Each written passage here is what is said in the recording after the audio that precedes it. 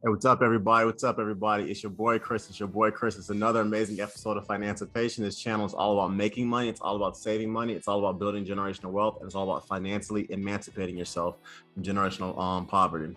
So for this particular video, guys, I'm gonna do something a little different. We're gonna talk about a phenomenal athlete, a guy who actually is a contemporary of mine. His name is LeBron James. I was always kind of more of a Kobe guy, but this brother just actually hit billionaire status. Yes, B with a Billy. So LeBron James is a billionaire athlete, and what's interesting is that he's, I believe, the only active billionaire athlete that we currently have. Kobe wasn't a billionaire athlete. Michael Jordan hit his billions after he retired from basketball, and so did Magic Johnson. But I've just honestly been amazed at LeBron James from following this dude from afar. He's actually only a couple months older than me, and it was really interesting because I was in high school playing high school basketball, literally the same around the same time period that LeBron was. And it's pretty interesting just kind of seeing how this dude, where he came from, and kind of how the little bit of direction that he had in his life as far as his parents were concerned, how successful he has been. There are a lot of things about America, people, that if you are a minority, that just honestly are not fair. We can talk all day about slavery, civil rights. We can talk all day about slavery. We can talk all day about housing discrimination, Jim Crow, redlining dishes, voter suppression, whatever. But I always tell all my friends and anybody who's willing to listen that the beautiful thing about America is that it does not matter how poor you are. It does not matter how dark your skin is. It doesn't matter where you come from, what your religion is, or whatever. Literally, the beautiful thing about America is that in one generation, you can go literally from living in the housing projects to being a billionaire. And if you don't believe me, look no further than LeBron James. Unless you've been living under a rock the last 20 some odd years, LeBron's basketball accomplishments are pretty insane. The brother is a 17-time NBA All-Star. He's the second all-time leading scorer. He's the only person ahead of him currently at the moment is Kareem Abdul-Jabbar. At the time I'm recording this, LeBron is probably going to pass Kareem in scoring sometime, I would say, next season. LeBron has 4 NBA MVPs. He was voted the Rookie of the Year in 2003. He's got 2 Olympic gold medals. And on top of that, he's arguably, in my opinion, I'm filming this in 2022. No disrespect to Steph Curry, no disrespect to Giannis, no disrespect to Kevin Durant. You could argue to make the case that LeBron James is still the best player in the NBA, and the brother is 37 years old. So it's just really insane when you kind of think about how talented this man has been and how long he's been dominating the sport. And something else that I actually also like, because it's just a financial channel, LeBron to me is the perfect millennial in that he ushered in the employee player empowerment movement. So what do I mean by that? Prior to LeBron coming on board, pretty much the average NBA player would spend about 5 to 7 years with one NBA franchise. That's the kind of contracts that they would sign. And what was happening was players would sign these long-term contracts with their employers, and their employers would pretty much put them around trash and wouldn't actually put quality people around them. And as a result, the players will waste the best years of their lives playing for trash franchises, Jamal Mashburn, guys like that. So LeBron kind of ushered that in. He said, okay, I'm only gonna give you 3 years, and if not, I'm gonna take my talents in South Beach. If you don't surround me with talent in 3 years or whatever, I'm gonna go somewhere else. And I would say, as an employee, pretty much, if you're in a job situation and your bosses are not mentoring you, they're not teaching you basic things that you didn't know, and they're not advancing your skill set, give them 3 to 4 years and then go somewhere else. Because at the end of the day, people, you don't want to waste your career getting 2 and 3% pay increases or whatever with inflation of 1 or 2%, when you could be easily go somewhere else and get $15,000 and $20,000 pay raises. But that's a story for another day. LeBron, let's stay on the course. LeBron, let's talk about his upbringing. His mother had him at 16 years old. LeBron, as far as you knew, never knew his biological father, and the father figure that he did have was an AAU coach who unfortunately got incarcerated when LeBron was in his early teens. As a result, LeBron never truly had, I would say, that strong nuclear parental upbringing. He has no criminal record. He's never been in trouble with the law. He actually ended up marrying the woman he took to the prom, Savannah Brinson James. And I always think it's pretty cool that LeBron actually named the entertainment company that after the housing projects that he grew up in. His entertainment company is called Spring Hill Entertainment, and LeBron actually got that name from the housing projects that him and his mother grew up in. So I always find this pretty cool. Businesses. I've always honestly been more impressed with LeBron's off the court endeavors and his on the court endeavors. And LeBron's a hell of a basketball player, but I've actually honestly been more impressed with his off the court business acumen than his on the court stuff. So for instance, LeBron James starred in Space Jam 2. He starred in the movie Trainwreck. Beats headphones. That's something that he's been a part of. He cashed out his partnership with Sprite so he get more of a so he can make a better business decision with Mountain Dew. He's a part owner of Manchester United, which is one of the most profitable sports franchises in the world. It's a soccer franchise in Europe. He dumped McDonald's and bought into Blaze Pizza because with McDonald's he was getting a paycheck, people, but with Blaze Pizza he actually could be an owner. So that's a message to a lot of you people out there that's listening to my voice right now. If somebody offers you a salary and somebody's offering you a position and stake in an up and coming company, it may sometimes be a better idea, honestly, people, to take to ignore that paycheck, that safe paycheck, basically kind of go out and do your own thing. And that's what LeBron did with Blaze Pizza. By the way, I've eaten at Blaze Pizza before. It's fire. Go check it out. LeBron also has stated recently he wants to start his own NBA franchise and put it in Las Vegas, the Las Vegas Lebroniers, the Las Vegas Cavaliers, or whatever. I don't know, the Las Vegas Golden Knights, whatever you want to call them. Basically, LeBron has always had an entrepreneurial mindset, and I find that's to be pretty dope, considering that he's a kid from the inner city. He looks just like I do. He looks just like a lot of us do, and it's pretty amazing when you consider the fact that LeBron has made only about $375 million as a professional basketball player, but he's made over $600 million as a businessman and as an entrepreneur. I'll say that again. LeBron has made only $375 million as a professional athlete, but he's made over $600 million as a businessman and an entrepreneur. That is crazy. It's also pretty cool because LeBron stated in 2014 in Esquire magazine that he wanted to be a billionaire athlete. Well, 8 short years later, 2022, LeBron is a billionaire athlete, and he made his $1 billion while he was playing basketball. That's unheard of. Jordan, as I said earlier, hit his $1 billion status after he retired. Magic Johnson is going to hit his $1 billion after he retired. Shaquille O'Neal, I believe, is also going to be a billionaire athlete. He hit his $1 billion after he retired. So that's all pretty dope. But the thing I find the dopest about LeBron, honestly, is this. His I Promise Academy in 2015 has sent over 2,300 kids to college for free. That's what I find the dopest thing. He took basically children that he grew up with. So the kids who grew up in the same inner cities, the same neighborhoods he went to, he basically created a foundation and a scholarship fund for those same kids to go to college for free if they met the academic requirements. People, that's the kind of stuff that I just find is truly amazing about LeBron. Another thing I like about LeBron too is this: he brought up his friends and his family, and I personally have tried to do this myself, and it's not as easy as you would think, where you want to, because you're kind of somewhat doing okay, you want to help the people who you grew up with, or help the people who look like you, or help the people who come from the same family as you do, and it's not really that easy. But LeBron did that. Randy Mims, Rich Paul, Maverick Carter, they all started a company called LRMR, and at this point, that's one of the most successful companies that's out here at the moment. All those young men are doing extremely well. All of them are also all of them are decking millionaires. Rich Paul is one of the biggest, most powerful sports agents right now. Maverick Carter is doing his thing, and so is Randy Mims. And it's pretty much a testament to the fact that if you are a minority, when you make it, you need to basically figure out ways to pull other people along with you. And if I would say Magic Johnson, Michael Jordan, Shaquille O'Neal, and Kobe Bryant were the blueprint, LeBron took that blueprint pretty much, and he basically used it to basically take himself to the next level. And it's amazing. I remember growing up listening to like a lot of athletes that were always going broke. LeBron James is not going to be that route. And I'm honestly more impressed, as I said earlier, with LeBron off the court than on the court. So because once again, this is a financial channel, I like talking about building generational wealth.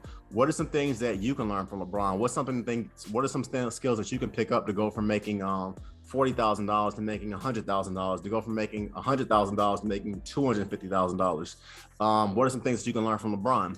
I would say this: work hard, but be very strategic. So what I mean by that is this: first and foremost, people focus on your vehicle. LeBron James's vehicle was his body and his talent at basketball, and LeBron knew that his vehicle was basketball. He knew his vehicle was his body, and as a result, he focused. Since he was in middle school, he was focusing on that entirely. I was hearing stories actually about LeBron James as early as 8th grade, as early as him being in 8th grade, me being in 8th grade as well. So, what is your vehicle? What do you spend your time and your money on? LeBron spends nearly $1.5 million a year on his body. He has his own professional nutritionist. He has his own hyperbaric chamber that he sleeps in. He's a professional shooting coach that travels with him all over the world whenever he's on vacation with his family. He's at a weight room that basically rivals LA Fitness. So what's your vehicle? When's the last time you've been at a certification? My vehicle was engineering. My vehicle was construction. My vehicle was finance. My vehicle are people. So that's what I put my energy on. So what is your vehicle? Once again, LeBron spends $1.5 million on his body. When's the last time you basically were at a convention? When's the last time you basically read a book? When's the last time you basically maximized the circle that's around you? When's the last time you got a certification for your business? So what is your vehicle? And find that vehicle. The second thing LeBron did, LeBron took a look at the athletes that came before him and said, I don't want to be you. I hate to say this and I hate to be disrespectful, but he looked at Kurt Schilling, a guy, one of the greatest pitchers of all time, who went broke. LeBron said, I don't want to be you. He looked at guys like Antoine Walker, amazing basketball player, whatever, went to the University of Kentucky, amazing basketball player for the Celtics. That man lost over $100 million and declared bankruptcy. LeBron said, I don't want to be you. LeBron James looked at MC Hammer, phenomenal rapper from what I was told back in the early 90s or whatever, and said, I don't want, and that man is broke. He said, I don't want to be you. The same thing about Joel Santana, same thing about Lil' Kim. Basically, LeBron took a look at the celebrities and the athletes who basically had hundreds of millions of dollars, that were decking millionaires, that were made hundreds of millions of dollars. And LeBron said, I don't want to be you. And one of the things I found very dope about LeBron was that he found a mentor named Warren Buffett. At 23 years old, LeBron actually, the videos, you can look at them online, where LeBron James is talking to Warren Buffett. Now, you know me, I'm a big 401k, Roth IRA, total stock market index fund, HSA, EIT, REITs kind of guy. So as a result, basically, I think everybody should have some kind of investment strategy that they go to. And Warren Buffett, the Oracle of Omaha, is one of the greatest investors of our lives. LeBron James, a 23-year-old young black man from the hood, from the inner cities, basically sought out Warren Buffett and said, okay, Mr. Buffett, I see what you're doing with your life. I want to invest too. How can I do that? And I think there's a lesson to that to anybody that's listening to my channel, because unfortunately, due to the nature of this country, there is sometimes an element where we don't want to go to people who don't look like us because of some of the atrocities that happened to us in the past. LeBron was like, bump that. I can learn from this guy. I don't care what color you are, and I'm going to do that. And as a result, LeBron James, once again, is a billionaire athlete. It is not a coincidence, once again, that LeBron James was mentored by gentlemen like Warren Buffett. If you think LeBron James went down to South Beach in Miami just for basketball purposes, you're a fool. LeBron basically went to South Beach or whatever and went to Miami so that he could learn from the Godfather, the Pat Rileys of the world, so he could learn from the Mickey Arisons. And an interesting story, I actually was involved with the Commerce down in Miami, and when I was down there, I actually met a very high-ranking exec that worked with the Miami Heat. And that man said LeBron James is one of the smartest individuals that he had ever met in his life. And he was telling me basically kind of how LeBron and his LRMR, Randy Mims, Rich Paul, and how those guys move. And he said, I'm telling you right now, LeBron James is a vastly better businessman than basketball player.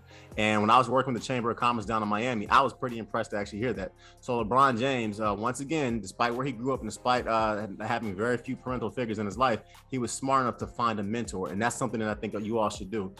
Sometimes the mentors won't look like you, but find a person who you want to emulate and follow in their footsteps. The next thing LeBron did, steps forward that he did that I think all of you guys can learn from, and myself included, he married the right woman. I said earlier that LeBron James married a woman named Savannah Brinson, and I think it's pretty dope because if you take a look at LeBron's wife, you don't see her on IG twerking. You don't see her on IG saying that she wishes she had male groupies. You don't see her making filthy red table talk, entanglement talks like Jada Pinkett Smith, embarrassing her husband. No, she's a beautiful woman. She is extremely intelligent. She has her own businesses. She has her own smoothie line. And at the end of the day, LeBron married a queen. And if you take a look at LeBron's life, I think one reason why LeBron is able to be a billionaire is because he has no sexual scandals. He has no extramarital affairs. He doesn't have side pieces down in Colombia or the Dominican Republic or Canada or Cleveland or wherever that he has to pay off for child support. And I'm not saying LeBron is perfect, because at the end of the day, for all his sin and falling short, at the end of the day, I don't think it's a coincidence that some of the most successful men I've ever met in my life have been married to one woman that had a successful marriage and a successful life. And I don't think it's a coincidence that LeBron James is a billionaire and he's been as successful as a professional athlete that he has been, and he's married to the same woman. So one thing I really like about LeBron is that LeBron pushes marriage and he pushes black love. He pushes marriage. One thing I love about LeBron is he pushes marriage, he pushes the family, he pushes marrying a helpmate. And basically, if you notice, LeBron didn't marry a friggin' porn star or a stripper. He married a legit, quality, good woman. And that's one reason why he's been as successful as he's been. And then the last thing I'll say, step 5, so you can learn from LeBron, investments, whether it was real estate, whether it was Blaze Pizza, whether it was workout equipment that he basically sponsors, whether it was him investing in his own real estate company, whether him investing in his own entertainment company, from the barbershop talks that he has on YouTube and things of that nature. LeBron believes in investments. And another thing he believes in that I find is dope is that he invests not necessarily in just money and finances. He invests in his kids. He invests in his children. LeBron James is very upfront about saying, I one day want to play basketball with my son, or with my sons or whatever. So can you imagine how dope it's going to be if LeBron James and his kids win an NBA championship together? Now, as a Laker fan, if he does it, I'm kind of hoping that he stays with the Lakers and does it. But I think it's pretty dope that LeBron understands the legacy or whatever of doing that, and he understands the investments that come with that. I think a large percentage of this comes from the fact that LeBron, unfortunately, did not know his father.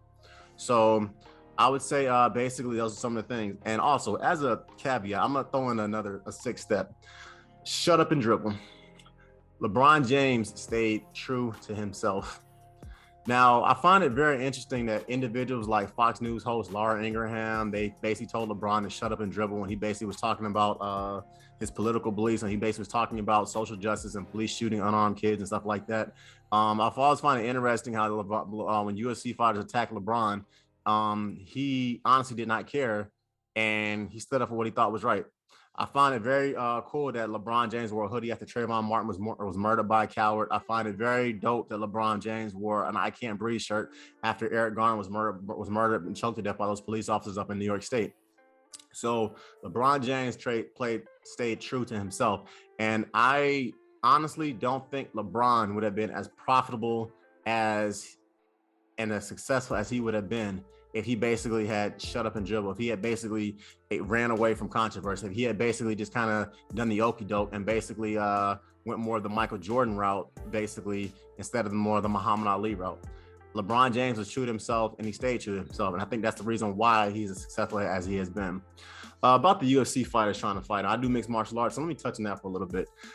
In the NBA, roughly 50% of the proceeds go to the players and go to the owners. In the NFL, roughly 50% of the proceeds go to the NFL and the players.